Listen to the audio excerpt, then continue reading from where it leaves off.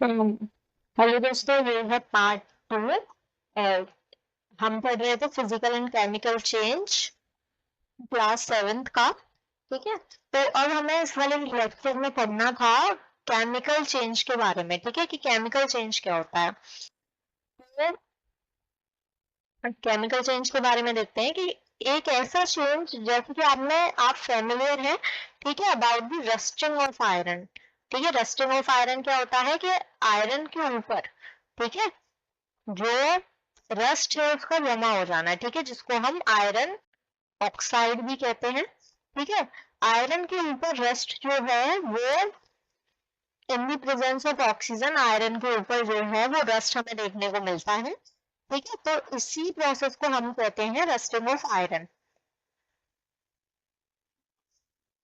जैसे कि अगर हम एक जो है आयरन का, ठीक है, वो ऑक्सीजन की प्रेजेंस में छोड़ देते हैं कुछ टाइम के लिए, तो वो अपने ऊपर एक ब्राउनिश सब्सटेंस जो है वो करता है। ठीक है, एक फिल्म जो है वो हमें उस पर देखने को मिलेगी ब्राउन कलर की। ठीक है, तो इसी को हम क्या कहते हैं कि जो रस्ट है, ठीक है, उसी सब्सटेंस को, जो ब्राउनिश सब्सटेंस इस ऑब्जेक्ट के ऊपर, इस आयरन के ऑब्जेक्ट के ऊपर एक्वायर हुआ है, ठीक है, उसको हम बोलते हैं रस्ट। और इस पूरे प्रोसेस को हम कहते हैं रस्टिंग। ठीक है, कौन सा प्रोसेस? ये वाला प्रोसेस कि आपने आयरन को, ठीक है, Fe को, आयरन को ऑक्सीजन की प्रेजेंस में छोड़ा। ऑक्सीजन की प्रेजेंस में जब आपने उसको छोड़ा तो उस पर क्या जमा हो गया? रस्ट जमा हो गया। तो इस वाले प्रोसेस को हम कहते हैं रस्टिंग। ठीक है, ये एक टाइप का कैसा चेंज है? केमिकल चेंज है। ठीक है, क्योंकि इसमें एक नया सब्सटेंस फॉर्म हो। अब जैसे कि हम आयरन के गेट्स वगैरह, पार्क्स वगैरह पर लगे हुए जब देखते हैं, फार्म लैंड पर लगे हुए देखते हैं, ठीक है, लॉन का जो, लॉन में जो भी बेंचेस पड़ी होती हैं, ठीक है, वो आयरन की होती हैं। ठीक है, तो ये सारी चीजें जो है वो गार्डन्स में जो भी आर्टिकल यूज होता है वो मेनली किसका बना हुआ होता है? आयरन का बना हुआ होता है। ठीक है, तो जब हम इस आयरन को ऑक्सीजन की प्रेजेंस में छोड़ते हैं तो उस पर क्या जमा हो जाती है? डस्ट जमा हो जाती है, जो कि एक टाइप का ब्राउनिश सब्सटेंस होता है। ठीक है, और अगर घर में हम शॉवल्स की बात करें, स्पेड की बात करें, ठीक है, तो ये भी हमें कैसे देखने को मिलते हैं? थोड़े टाइम बाद अगर हम इन्हें ऑक्सीजन की प्रेजेंस में छोड़ देते हैं तो इन पर भी डस्ट लगा हुआ हमें देखने को मिलता है। ठीक है, और ये होता क्यों है? आखिर ये इस वजह से होता है कि आयरन को जब हम ऑक्सीजन की प्रेजेंस में छोड़, यानी कि एयर की प्रेजेंस में छोड़ते हैं, ठीक है, या फिर एटमॉस्फेयर में जब हम आयरन को छोड़ते हैं, तो फिर वाटर की छोटी छोटी ड्रॉपलेट्स से जाकर वो रिएक्ट करता है। ठीक है, वाटर की जो ड्रॉपलेट्स हैं वो आयरन ऑक्साइड की फॉर्मेशन करती हैं। ठीक है, आयरन ऑक्साइड बनाती हैं, और ये आयरन ऑक्साइड ही क्या होता है? रस्ट होता है। इस आयरन ऑक्साइड को ही हम क्या बोलते हैं? रस्ट बोलते हैं। ठीक है, अब देखिए, जैसे कि अगर हम बात करें किचन की, ठीक है, तो किचन में अगर एक वेट आयरन पैन है, ठीक है, जो कि तवा है, उस पर भी हमें थोड़े टाइम बाद क्या देखने को मिलेगी? रस्ट देखने को मिलेगी, अगर हम इसे कुछ टाइम तक वहीं पर छोड़ देते हैं तो। ठीक है, रस्ट आयरन नहीं होता है, आयरन ऑक्साइड होती है। ये आपको बिल्कुल याद रखना है कि रस्ट जो है वो आयरन नहीं है, आयरन से बना हुआ एक सब्सटेंस है जिसका नाम है आयरन ऑक्साइड। ठीक है, तो अब इसमें हमें और भी चीजें देखने को मिलती हैं, few more changes when new substance are form. ठीक है, अब हम कुछ इस तरीके से कुछ एक्टिविटी परफॉर्म करेंगे जिसमें हम देखेंगे कि और भी नए सब्सटेंस फॉर्म होते हैं केमिकल चेंज में। ठीक है, जैसे कि एक्टिविटी 5.6 में क्या बताया गया है कि आपको एक मैग्नीशियम रिबन लेना है, ठीक है, और उसको जलाना है। ठीक है, तो जब आप एक स्मॉल पीस या फिर थिन स्ट्रिप ले लेंगे मैग्नीशियम की, ठीक है, मैग्नीशियम रिबन की, और उसको सैंड पेपर से आपको क्लीन करना है। ठीक है, और इस टिप को आपको कैंडल के पास लेकर आना है, कैंडल फ्लेम के पास लेकर आना है, तो इसमें से एक ब्रिलियंट व्हाइट लाइट निकलेगी। ठीक है, जो कि बहुत ज्यादा तेज होगी। ठीक है, और जब कंप्लीटली बर्न हो जाएगा तो ये कुछ पाउडर ऐश, ठीक है, पाउडर ऐश आपकी छोड़ेगा, ठीक है, इसमें से कुछ पाउडर ऐश आपको देखने को मिलेगी जो ये छोड़ेगा, ठीक है। तो जो पाउडर ऐश है क्या वो बिल्कुल मैग्नीशियम एवं जैसी लगी देखने में? नहीं। तो जैसे पेपर होता है, देखिए जब हम किसी भी पेपर को जलाते हैं तो जो हमें उसकी ऐश देखने को मिलती है वो बिल्कुल पेपर जैसी नहीं लगती, ठीक है। तो एक नया सब्सटेंस जो है वो हमें यहाँ पर देखने को मिलता है। तो ये यहाँ इसकी जो इक्वेशन है, ठीक है, ये आपसे पूछी जाती है। तो इसकी इक्वेशन क्या है कि आपने मैग्नीशियम जो बन लिया, ठीक है, ऑक्सीजन की प्रेजेंस में उसको जलाया और मैग्नीशियम ऑक्साइड जो है वो फॉर्म हो गई, ठीक है, Mg और O2 आपस में मिल गए और MgO बनाया उसने, ठीक है। तो ये इक्वेशन, ठीक है, डिफरेंट होती है मैथमेटिक्स की इक्वेशन से। ये जो इक्वेशन अभी आपने देखी ये मैथमेटिक्स की इक्वेशन से डिफरेंट होती है। इस इक्वेशन में जो एरो है, ठीक है, वो ये दिखाता है कि दो चीजों के मिलने से, मैग्नीशियम और ऑक्सीजन के मिलने से आपकी जो मैग्नीशियम ऑक्साइड है वो फॉर्म हुई है, ठीक है। और यहाँ पर कोई भी बैलेंस करने के लिए केमिकल इक्वेशन के कुछ भी अभी नहीं हुआ है, मतलब ये इक्वेशन अभी बैलेंस नहीं है, ठीक है। तो नॉर्मली आपको बना के दिखा दी गई है कि मैग्नीशियम की प्रेजेंस में, मैग्नीशियम को जब आपने ऑक्सीजन की प्रेजेंस में जलाया है तो मैग्नीशियम ऑक्साइड जो है वो फॉर्म हुआ है यहाँ पर, ठीक है। अब इस ऐश को कलेक्ट करना है, ठीक है, और इसमें स्मॉल अमाउंट ऑफ वाटर आपको मिलाना है। उसके बाद आपको मिक्सचर को स्टर करना है, ठीक है, अच्छे से मिलाना है और इस मिक्सचर को टेस्ट करना है with the help of blue and red litmus paper. तो क्या जो आपका ये जो मिक्सचर आपने नया बनाया, क्या ये मिक्सचर रेड लिटमस को ब्लू लिटमस पेपर में कन्वर्ट कर देगा या नहीं? क्या ये मिक्सचर ब्लू लिटमस पेपर को रेड में कन्वर्ट कर देगा या नहीं? ठीक है। तो on the basis of this test आपको क्लासिफाई करना है आपको सॉल्यूशन को कि वो एसिडिक है या फिर बेसिक नेचर का है, ठीक है। आपको इसमें ये बताना है कि जो आपने सॉल्यूशन बनाया जिसमें आपने इस के जो ऐश आपने कलेक्ट किया था उसमें आपने पानी को मिलाया और ये मिक्सचर रेड लिटमस को ब्लू करेगा या फिर ब्लू लिटमस को रेड करेगा, ठीक है। देखिए जब आपने इस ऐश को, ऐश क्या था हमारा? मैग्नीशियम ऑक्साइड, ठीक है, जब इसको वाटर के साथ आप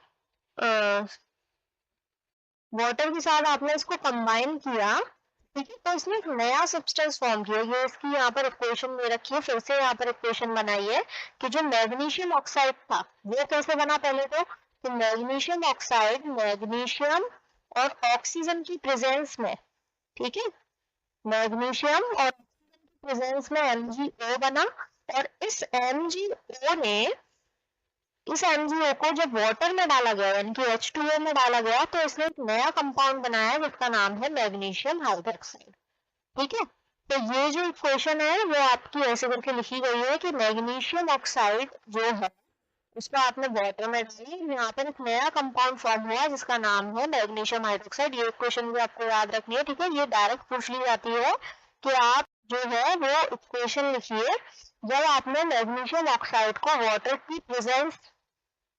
वाटर के साथ कंबाइन किया तब आपका कौन सा सब्सटेंस फॉर्म हुआ, ठीक है। तो जैसा कि आपने चैप्टर 4 में पढ़ा था कि मैग्नीशियम हाइड्रोक्साइड एक टाइप का क्या होता है? बेस, ठीक है। हमने जो एसिड सॉल्ट्स पढ़ा था तो उसमें हमने पढ़ा था कि किसी भी कंपाउंड के साथ अगर हाइड्रोक्साइड हो, ठीक है, OH लगा हुआ हो तो वो एक टाइप का क्या होता है? बेस होता है, ठीक है।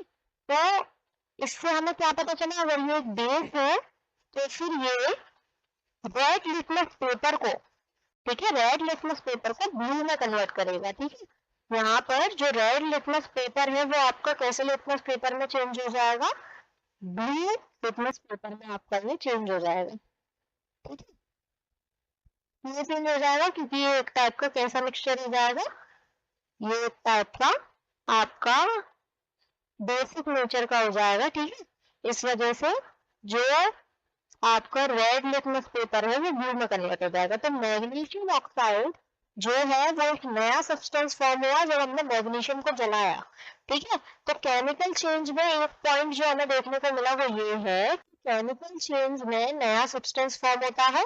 मैग्नीशियम ऑक्साइड जो है वो नया सब्सटेंस फॉर्म हुआ जब हमने मैग्नीशियम को ऑक्सीजन की प्रेजेंस में जलाया, ठीक है। और दूसरी बार जो हमें नया सब्सटेंस मिला वो मिला magnesium hydroxide.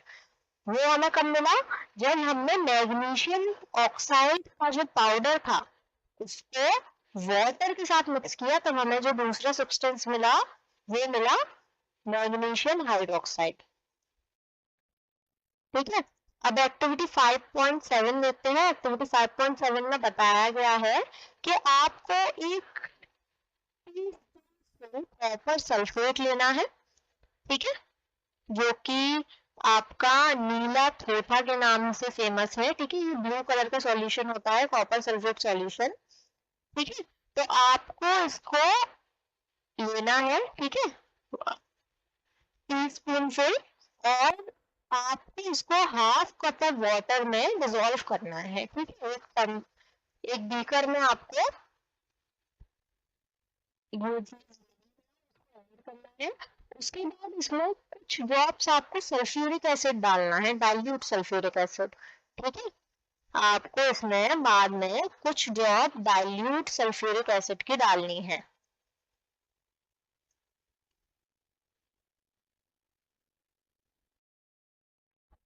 Dilute sulphuric acid की कुछ बूंद डालनी है।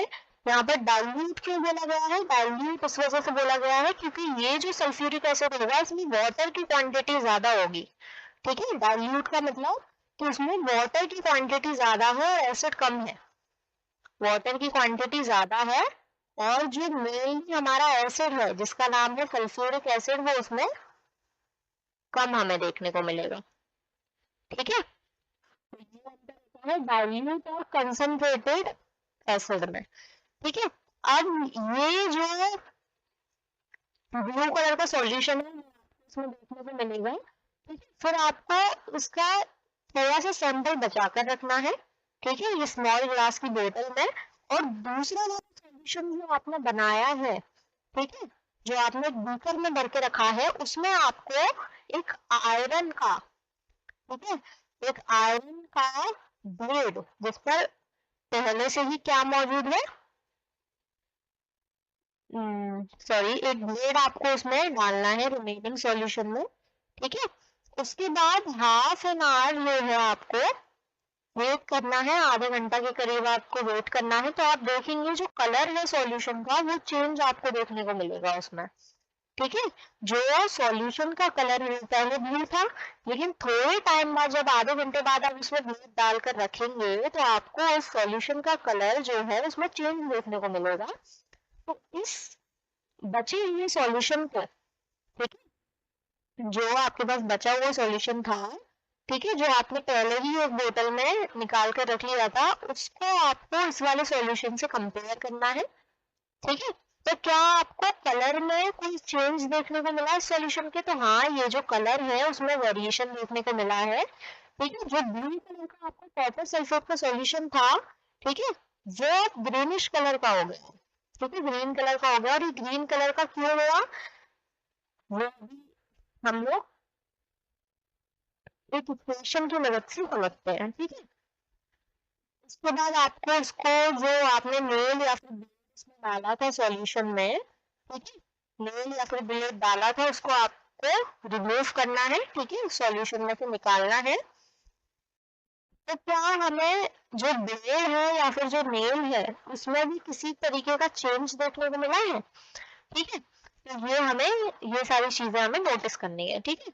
तो पहली बात तो ये कि जो चेंजेस आपने नोटिस किए ये चेंज क्यों हो रहे थे आखिर? जो ब्लू कलर का सॉल्यूशन था वो ग्रीन कलर के सॉल्यूशन में क्यों कन्वर्ट हुआ? वो इस वजह से कन्वर्ट हुआ क्योंकि अंदर जो है वो रिएक्शंस होने लगे बिटवीन कॉपर, क्योंकि कॉपर सल्फेट का सॉल्यूशन था और हमने आयरन का जो ब्लेड है वो इसमें डाला, ठीक है। तो कॉपर सल्फेट में और आयरन में रिएक्शंस होने लगी जिसकी वजह से हमें कलर में चेंज देखने को मिला, सॉल्यूशन के कलर में चेंज देखने को मिला। और ये जो कलर में चेंज हमें देखने को मिला वो ये चेंज था कि ब्लू कलर का सॉल्यूशन आपका ग्रीन कलर में कन्वर्ट हो गया। और ये क्यों कन्वर्ट हुआ ग्रीन कलर में? क्योंकि आयरन सल्फेट की फॉर्मेशन हो गई, एक नया सब्सटेंस जो था वो बन गया, ठीक है। तो हमें कलर में क्या देखने को मिला, चेंज देखने को मिला। और जो ब्राउन कलर था, ठीक है, जो ब्राउन सब्सटेंस था, ठीक है,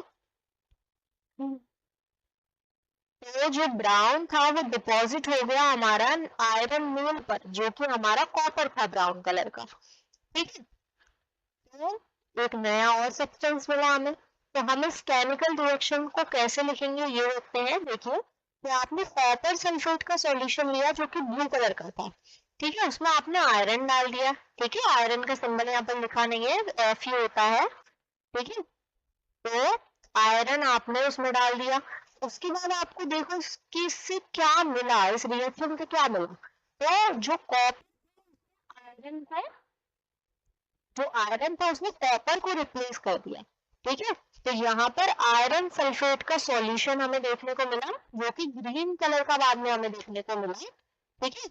और जो कॉपर है, ठीक है, वो हमें अलग से देखने को मिला कि वो डिपॉजिट हो गया हमारे ब्लेड के ऊपर, ठीक है। आपने जब यहाँ से ब्लेड को सॉल्यूशन में से निकाला तो ये आपको ब्राउन कलर का दिख रहा है। ये ब्राउन कलर का क्यों है, क्योंकि यहाँ पर जो कॉपर है, ठीक है, आपका जो कॉपर है वो इसके ऊपर डिपॉजिट हो गया है, इस वजह से ब्राउन कलर का हो गया आपका, ठीक है। और ये जो सॉल्यूशन है वो ग्रीन कलर का क्यों हो गया, क्योंकि कॉपर यहाँ से हट गया और आयरन आ गया इसकी जगह, और आयरन से जो ब्लू कलर का सॉल्यूशन था वो ग्रीन कलर के सॉल्यूशन में कन्वर्ट हो गया, ठीक है। ये कॉपर जो है वो ब्राउन डिपॉजिट है आपका, ठीक है, जो कि हमें ब्लैक के ऊपर देखने को मिला है, ठीक है। अब आगे एक्टिविटी 5.8 जो है वो हम नेक्स्ट वीडियो में कवर करेंगे। आपका पार्ट 3 में हम लोग एक्टिविटी 5.8 को कवर करेंगे, ठीक है। Thank you.